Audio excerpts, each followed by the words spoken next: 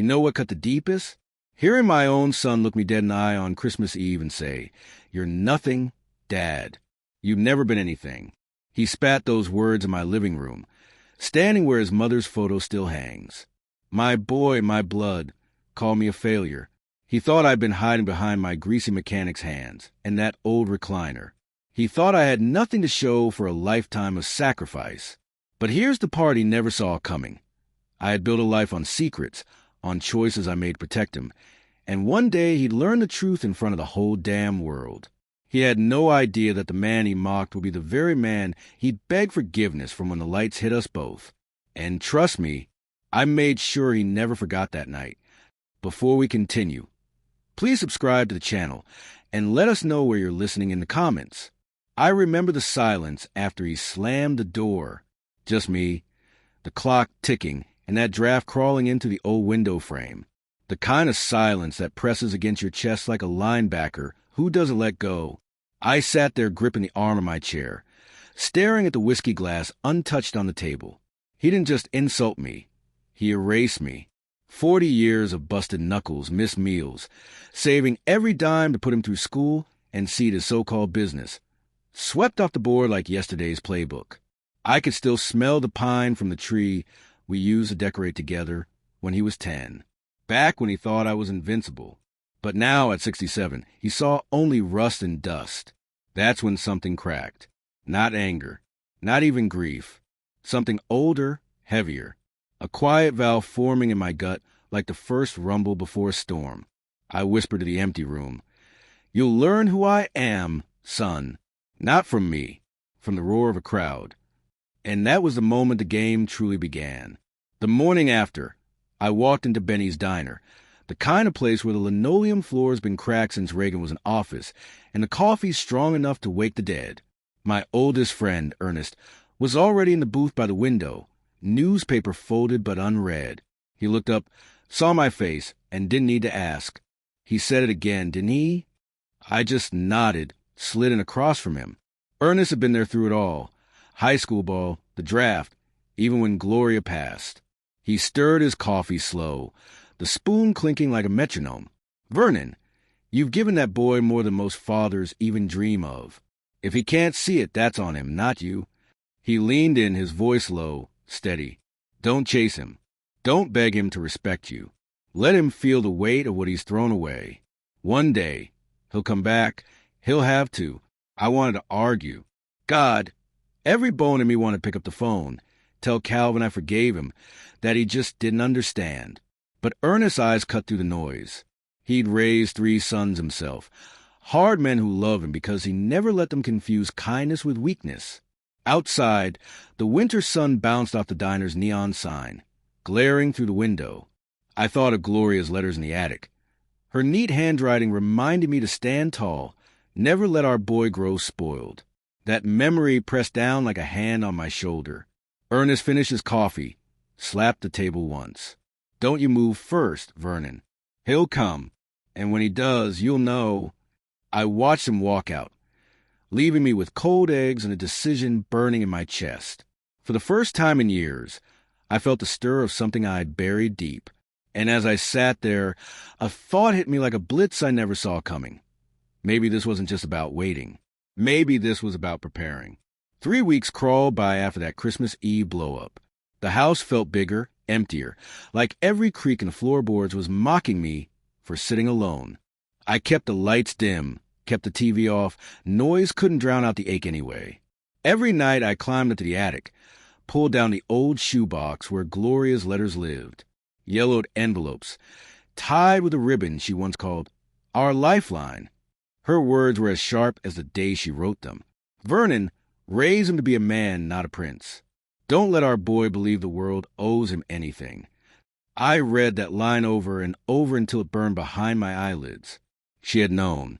She'd seen the pride in Calvin's eyes even as a teenager, the way he strutted when he made varsity, thinking the world bent just for him. The nights dragged, and doubt crept in like cold air through a cracked window. What if Ernest was wrong? What if waiting meant losing him forever? My hand hovered over the phone more than once, thumb ready to dial. But then I'd hear Gloria's voice in my head, The way she used to say my name when I hesitated. Stand tall, Vern. Teach him the hard way, even if it breaks your heart. One stormy evening, I sat in the garage, surrounded by tools still slick with oil from my mechanic days. The smell of grease and metal reminded me why I'd worked so damn hard to keep the lights on, to put food on the table, to send Calvin to college debt-free. And yet he called me nothing. I tightened my fist around one of the old wrenches, veins rising, breath heavy. That was when it hit me. This wasn't about calling him first. This was about holding the line. The question was, when he finally did show up, would I be ready to face him? It was a gray Saturday when I finally heard the knock. 3 weeks of silence shattered in a single rap on the door. My gut twisted before I even opened it. I knew that rhythm. Calvin. When I pulled it open, there he was. Same sharp suit, same cologne too strong for daylight. But his eyes, they carried something different. Not arrogance, not yet, but a weight I hadn't seen before. "Dad," he started, voice low, almost rehearsed. I was wrong. Christmas Eve. I crossed a line. He shifted, hands deep in his coat pockets, like a boy caught stealing cookies. For a moment, I wanted to slam the door, make him sweat longer. But then I remembered Gloria's words about teaching him without breaking him entirely. So I stepped aside. We sat in the living room. The tree still up though its needles had turned brittle. He looked at the family photo on the mantel, me, Gloria, and him at 12, holding his first football. His jaw tightened. I should have never said what I did. You've always been there for me. Always. Then, almost sheepishly, he slid an envelope across the coffee table. 2 tickets. Rams game. Thought maybe we could go. Just us. Like old times. I picked them up, the paper stiff, corners crisp, a gesture, maybe an olive branch. For a second, I saw the boy who used to ride shotgun in my pickup, radio blasting, asking endless questions about the game. My chest ached. I nodded slow, forcing a small smile. All right, son, let's go together. His shoulders dropped in relief, but something flickered in his eyes, something unspoken, something brewing. I couldn't place it then. As he left that night, I watched his taillights disappear down the street, ticket still in my hand. I should have felt hope. Instead, all I felt was a storm rolling closer. Game day. SoFi Stadium rose out of the Los Angeles sprawl like a monument to modern gladiators, steel and glass shimmering under the winter sun. I hadn't stepped foot in a pro stadium in years, not since I hung up my cleats and buried my past under a different name. Calvin walked beside me, dressed sharp as always, but I noticed how his eyes darted around, restless, like a man with more on his mind than football. We found our seats midfield, perfect view. The crowd buzzed with energy, kids in jerseys, old-timers clutching foam fingers, the smell of hot dogs and spilled beer thick in the air. For a moment, it almost felt like peace between us. Then Calvin leaned closer, his voice cutting beneath the roar of the fans. "Dad," he said, jaw tight, "I need 10 grand. Business didn't go the way I planned. Investors pulled out, bills are stacking up. You gotta help me." I turned to him, stunned. 10,000? Son, I don't have that kind of money lying around. My voice was steady, but inside, something cracked. I could have told him about the NFL pension, about the checks that still came, but I didn't. That secret wasn't his lifeline to grab. Calvin's face twisted, anger pushing through the polite mask. "Don't tell me you can't. You've just been too cheap your whole damn life."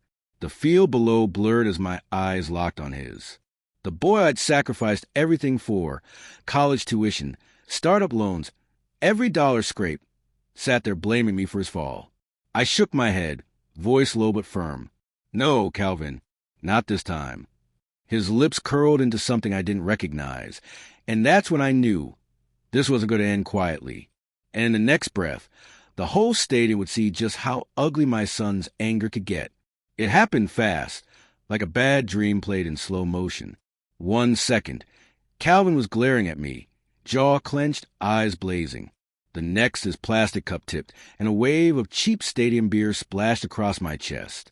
Cold, sticky liquid soaked through my shirt, dripping down my arms. The people in the rows around us gasped, then laugh, because Calvin made sure they saw. He stood up, pointing right at me as if I were some stranger to be mocked. His voice cut through the roar of the crowd. This man right here? My father? 67 years old, and nothing to show for it. A mechanic who wasted his life turning wrenches. A loser who couldn't even scrape together 10 grand for his own son. Every eye turned. The Jumbotron caught us. The cameras zooming in. 50,000 faces, and every one of them watching me sit there drenched in beer. My own son branding me worthless. The laughter rolled over me like a wave. Cruel and sharp. I could have yelled back. I could have walked out. But I didn't. I sat still, beer dripping from my chin, staring at the boy who thought he was a man. Because something inside me, something old and unshakable, told me this was the moment I've been waiting for, the breaking point. And right then, over the noise, I saw players along the sideline turning, squinting. Recognition flashed in their eyes. A few whispered, pointing my way. They knew. They remembered. Calvin thought he'd buried me under shame. What he didn't know was that my past was about to rise up bigger and louder than he could ever imagine. And the stadium that laughed at me was seconds away from roaring for me instead. The laughter was still echoing when the first voice broke through. From the Rams sideline, their young quarterback, Simon, pointed straight toward our section. His helmet was off, sweat glistening under the lights, but his eyes were locked on me. I saw his lips form the words, clear as day, "That's Vernon Hayes." My chest tightened. I hadn't heard my name shouted in a stadium in nearly 40 years. Suddenly, the announcer's voice boomed through the PA system, cutting over the crowd. "Ladies and gentlemen, do you realize who we have sitting in the stands tonight? 4-time Super Bowl champion, Hall of Fame quarterback, the man who defined grit in the 1980s, Vernon Hayes." The cameras swung back to me. The same Jumbotron that showed me dripping with beer now blasted my face 20 feet high above the field. The laughter stopped cold. It was replaced by a murmur, then a rising roar. People shot to their feet. Applause erupted like a thunderclap, rolling across the stadium. I could see Calvin's face drain of color, his bravado collapsing into confusion. He stammered, looking from me to the screen, as if the whole world had just betrayed him. The very same crowd he had tried to rally against me now chanted my name, wave after wave. "Vernon! Vernon! Vernon!" I stood slowly, beer stains glistening under the floodlights, but now they looked like battle scars. I raised a hand just once, and the roar doubled. 50,000 strong, standing for me. Calvin tugged at my sleeve, his voice trembling. "Dad, why didn't you ever tell me?" But I didn't answer. Not yet. Because this wasn't the moment for quiet explanations. This was the moment the truth demanded the whole stadium hear it. A staffer in a Rams jacket hustled up the stairs, weaving through stunned fans until he reached me. "Mr. Hayes, sir, come with me." His voice carried the urgency of a 2-minute drill. I followed, my shirt still clinging wet and cold, Calvin trailing behind like a man walking to his own execution. Down the tunnel, the noise of the crowd became a thunderous heartbeat, pulsing to the concrete walls. I could smell turf and sweat, the raw scent of battlefields I hadn't stepped onto in decades. My hands tingled, muscle memory waking up, as if I were about to take a snap again. We emerged near the 50-yard line. A microphone was waiting. The announcer's voice boomed again. "Please welcome back to the field, Hall of Famer, Super Bowl MVP Vernon Hayes." The stadium shook. Grown men whistled. Kids waved homemade signs they hadn't even written, but were already holding high. I took the mic, my voice steady, but carrying the weight of every mile I'd walked since retirement. Some of you might wonder why a man hides something like this from his own son. Why keep a life like mine locked away? I paused, glancing at Calvin on the sideline, pale under the lights. It's simple. I wanted him to grow up knowing that character matters more than headlines. That sacrifice means more than trophies. I traded fame for fatherhood. The crowd hushed, hanging on every word. My voice cracked only once when I added, and I'd do it all again if it meant giving the chance to stand taller than me. Calvin's eyes glistened, his lips trembling, but he couldn't speak. Not yet. because the arena wasn't done with him, and neither was I. The ovation rolled like thunder, but I didn't let it wash me away. I steadied myself, eyes fixed on Calvin. He stood frozen at the edge of the field, drenched in the spotlight he never wanted. The same crowd that had laughed with him minutes ago now stared through him like glass. His suit looked out of place against the jerseys and face paint. I raised the mic again. Respect is an ode. It's earned. Every hour under the sun, every busted knuckle, every sacrifice nobody sees, that's where a man's worth is measured. My voice cut sharper now, like a coach dressing down his team in the locker room. And when a son can't see that, when he mocks it, spits on it, that's not just disrespect. That's blindness. The crowd stirred, murmurs rippling. All eyes swung to Calvin. He shifted, sweat glistening on his forehead despite the cold night. For the first time in his life, he didn't have a script, no clever comeback, no boardroom swagger. Then the scoreboard camera zoomed on him. His face, 20 feet high, looked small, almost childlike. The stadium booed, not for me, but for him, thousands of voices raining judgment down. Calvin lifted his hands, shaking his head, mouthing words I couldn't hear, but nothing silenced that storm. I lowered the mic, let the noise build, and simply stood there, a man unmasked at last. Calvin stumbled back a step, cornered not by me, but by the truth the whole world now saw. And in that moment, I knew the second act of his humiliation had only just begun. The boos swelled until Calvin cracked. He rushed toward me, his voice high, desperate, shoving past a security guard. This isn't fair. He's not who you think he is. He's a fraud. He left me with nothing. His words screeched across the mic still in my hand, carried to every corner of the stadium. The crowd gasped. Some laughed outright. To call a Hall of Famer a fraud on the 50-yard line of his own house? It was like watching a rookie fumble on his first snap. I didn't need to respond. Everybody else did it for me. Chants of sit down and respect your father rippled from the bleachers. One guy in a Rams jersey yelled so loud, I swear it rattled a glass box above us. You're the fraud, kid.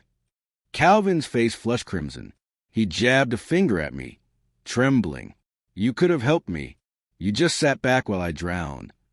I leaned closer, my voice low, but clear through the speakers. Son, I gave you every chance. You wanted easy, but easy doesn't make a man. The crowd erupted again, this time with applause, stomping feet, a wave of sound that nearly drowned us both. Calvin's knees buckled. He looked around as if the stadium walls were caving in. Right then, under those blinding lights, he wasn't a sharp businessman in a tailored suit. He was just a boy stripped bare, standing in front of 50,000 witnesses who finally saw him for what he was. And the worst part for him? We weren't finished. Not even close. Security moved closer, but I raised a hand. This was still my drive to finish.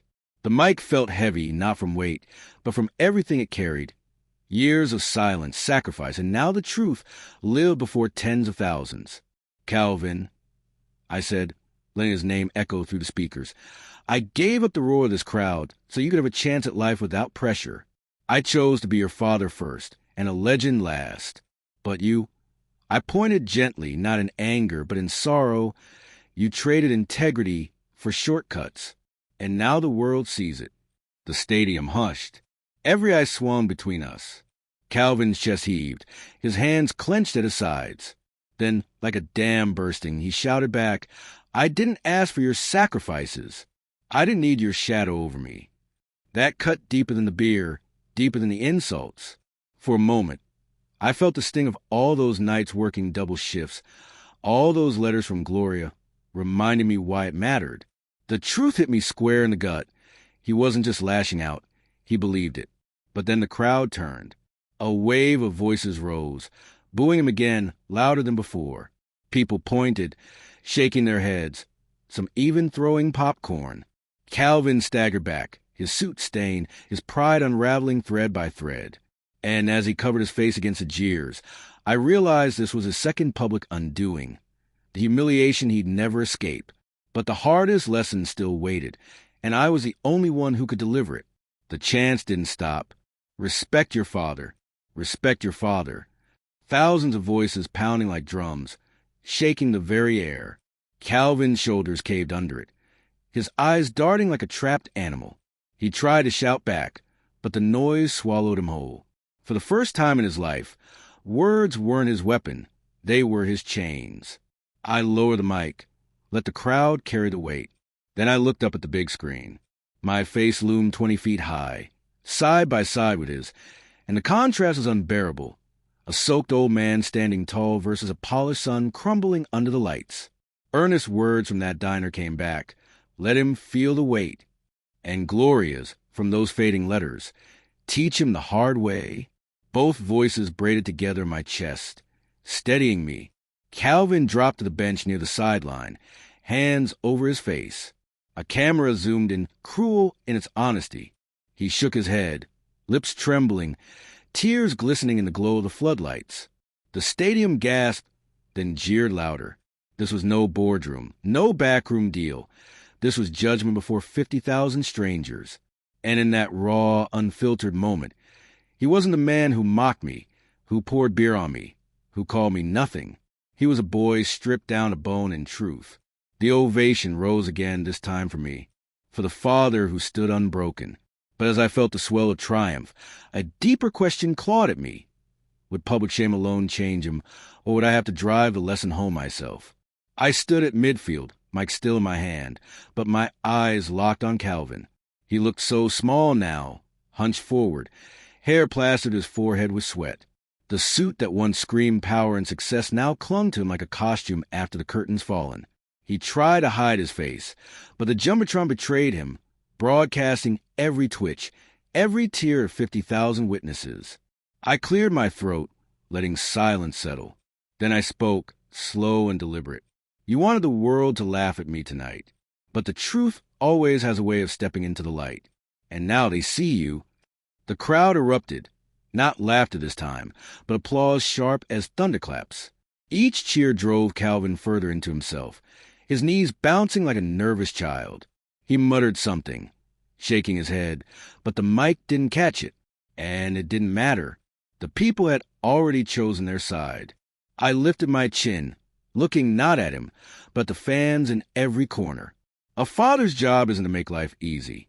It's to teach the hard lessons, even when it breaks his own heart. And sometimes the hardest lesson is letting a son taste the weight of his own choices. The ovation swelled again, and I could feel the ground tremble beneath my shoes. I looked back at Calvin, his eyes red, his pride in tatters. He whispered, barely audible, but I caught it. Dad, please. For the first time all night, his voice carried no arrogance, no entitlement, just desperation. And I knew right then the final play was mine to call. I gripped the mic tighter, feeling the rough steel beneath my fingers. The stadium had gone eerily quiet, waiting, tens of thousands hanging on the space between my breath and my next word. Calvin stared at me from the sideline, his lips trembling, his eyes glassy. For once, the man who always had the last word had none. Calvin, I said, my voice carrying steady through the speakers, you thought my silence was weakness. You thought my humility meant failure. But strength isn't about how loud you shout or how much money you flash. It's about sacrifice. It's about standing tall when no one claps for you. The crowd roared again, wave after wave of approval, stomping feet rattling the bleachers. Calvin flinched like every cheer was a blow. I stepped closer to the edge of the field, closer to him, and lowered my tone so it cut sharper through the noise. You poured beer on me, son. You mocked me in front of strangers. But here's what you'll remember for the rest of your life. Those strangers will forget your business deals, your fancy suits, but they'll never forget watching you break under your own pride. The camera zoomed on him, catching every crack in his face. He buried his head in his hands, shoulders shaking. A chorus of boos followed him like a shadow, relentless. And in that moment, I knew the game clock was running down. The humiliation was complete, but the lesson, the one Gloria begged me to teach, still needed its final blow, and I was ready to deliver it. The noise pulsed like a living thing, surging through the stadium's bones. I lifted the mic again, but this time I didn't look at Calvin. I looked up as if Gloria herself were in the rafters, watching. Her words from those faded letters whispered through me. Teach him the hard way, Vern, even if it breaks you. I drew a deep breath. I didn't want this moment, I said, my voice calm, unshaken. I wanted a son who could stand on his own, a man who carried himself with honor. Instead, I got a boy who mocked the very hands that built his foundation. And now the world has seen him, not through my eyes, but through their own. The crowd erupted again, but I raised a hand, steadying the wave. The hush fell like a curtain. Calvin looked up, eyes rimmed red, lips trembling. He mouthed something.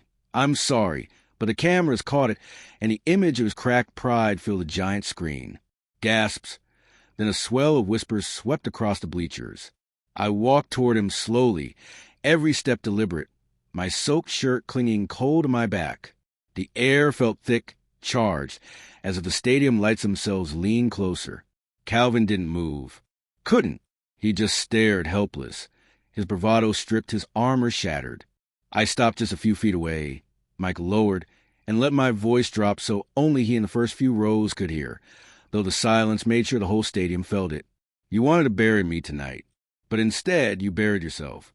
The crowd roared back to life, a tidal wave of sound that shook the ground. Calvin flinched, eyes wide, as if the earth itself had turned against him. And I knew the final strike, the true redemption, was only one play away. The stadium shook, a living thunder rolling down from 50,000 throats.